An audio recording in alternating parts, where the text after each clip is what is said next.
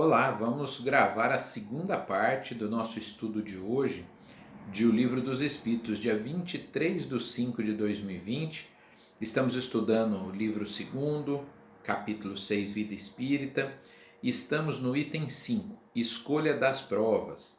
E vimos até a questão 267. Agora nós vamos para a questão 267A. A questão 267A é a seguinte.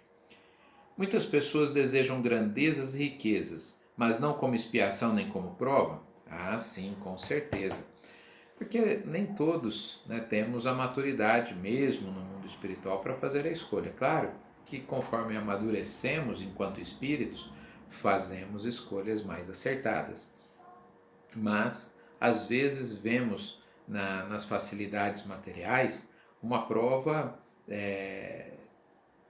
menor e muito mais o aspecto dos benefícios materiais que aquela riqueza poderá nos trazer.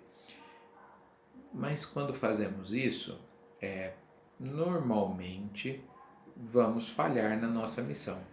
Fazemos escolhas equivocadas, como falamos na questão anterior. Podemos chegar aqui, despertar, e aquilo que não tínhamos até tão bem planejado, podemos fazer muito bem feito.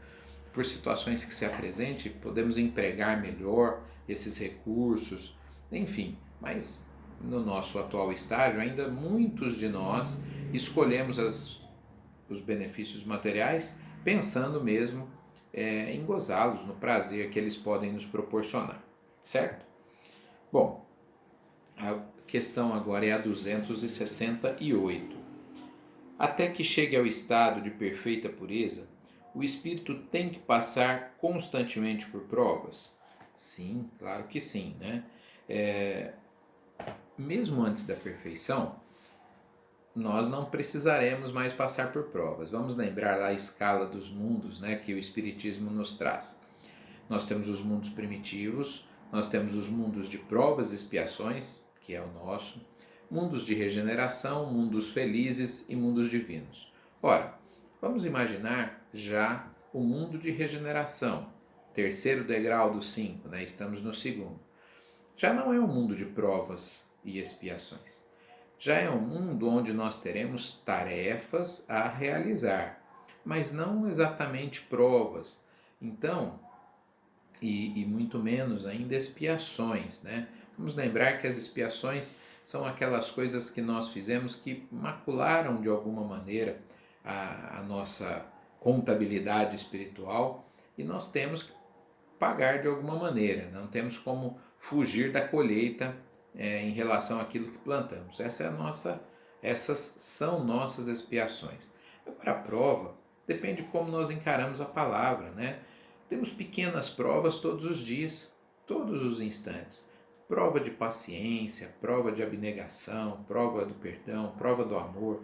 Estamos constantemente provando para nós mesmos que já adquirimos algumas virtudes ou que ainda não adquirimos, Colocar à prova pode ter vários resultados aí, que adquirimos plenamente, que adquirimos parcialmente, que não adquirimos aquela virtude, aquele conhecimento. Então, muito antes de nos tornarmos perfeitos, já não necessitaremos mais passar por provas, mas no mundo que nós vivemos, elas são constantes. Durante um dia nós passamos por diversas pequenas provas. Algumas são mais marcantes, são maiores, Estamos vivendo um momento de pandemia, de isolamento social. Para alguns, isso está sendo, até dependendo da profissão e de vários fatores, está sendo não tão penoso. Para outros, está sendo uma prova muito difícil, por fatores econômicos, por fatores até de isolamento mesmo, de não poder ter contato com as pessoas, enfim. O tamanho da cruz, uma cruz que para mim pode pesar muito, para um espírito mais adiantado não vai pesar quase nada. Aquilo que para mim pode ser sofrido passar, para ele não vai dar nem bola. É fácil, se nós olharmos para a sociedade, nós vemos isso. Nós vemos uma mesma situação se apresentando para diversas pessoas e cada um passa por ela de uma maneira diferente. Eu me lembro, quando os meus filhos eram pequenos, estavam na educação infantil de uma escola daqui de Bebedouro, eles filmavam, né, as crianças para mostrar nas reuniões de pais. E achei muito interessante numa dessas filmagens mostrando eles desenvolvendo o raciocínio lógico, o cálculo. Eram 20 e tantos aluninhos ali na faixa dos 4 a 5 anos aproximadamente, e cada um fazia o cálculo de um jeito, né? Usando os dedos, fazendo risquinhos na lousa, enfim, cada um enfrenta a sua prova de uma maneira, né? É assim que se dá. Quando temos, claro, mais maturidade na vida, fazemos os cálculos mentalmente. Assim é com os espíritos, né? Não perdem tempo com algumas coisas, eles passam rapidamente. Mas nós ainda estamos, a maioria de nós, na fase de fazer as continhas usando os recursos mais objetivos, né? Porque ainda temos dificuldade de compreender o todo. Nós vamos agora para a questão 269. O espírito pode enganar-se quanto à eficácia da prova que escolher? Claro que sim. Podemos nos enganar. Não podemos escolher uma carreira profissional e depois percebermos que não era aquilo.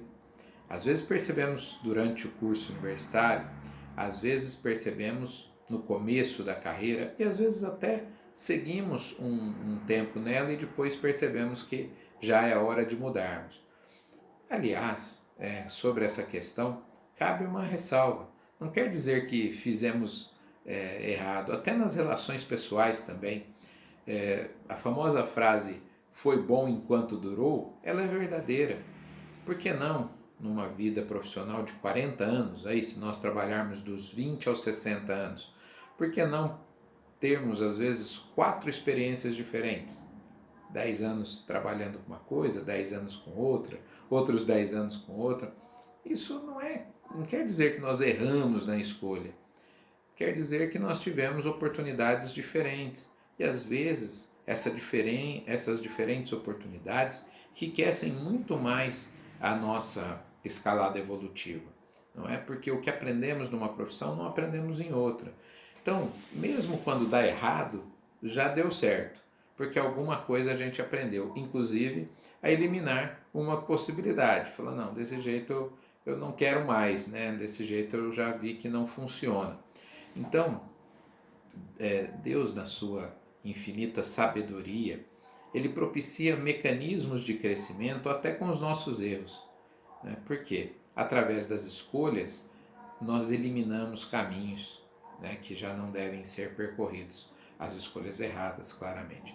Então, é sim possível que um espírito faça uma escolha e que depois sucumba, depois veja que não foi possível, né, atingir aquilo que ele planejava. Bom, nós vamos fazer mais uma questão agora, que é a questão 270. A que se devem as vocações de certas pessoas e sua vontade de seguir uma carreira em vez de outra? O Espírito Verdade fala assim, essa daí você mesmo pode responder, né? Fala para o Kardec. Só pegar tudo que nós respondemos anteriormente. Depende de todo o desenvolvimento daquele espírito ao longo da sua trajetória, das últimas encarnações.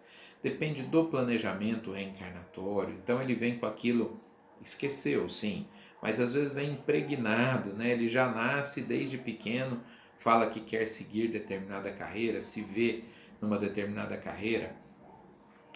Algumas mais do que outras, né? Aqui sem demérito para nenhuma, não é isso. Mas algumas carreiras, talvez para os mais endividados, inclusive, vem um pouco mais impregnado no ser, né? A gente vê isso com os profissionais da saúde, com profissionais da educação, nós vemos isso até com os grandes cientistas que desde muito cedo já demonstram habilidade para alguma coisa, né, nessa área. Algumas profissões, talvez, como eu falei, não demandem tanto essa vocação, não é? A pessoa só vai desenvolvendo, muda de profissão. Então, ainda assim não tem demérito nenhum para isso, né? Mas a resposta está no fato de nós termos planejado e já desenvolvido aspectos naquele setor em outras vidas também.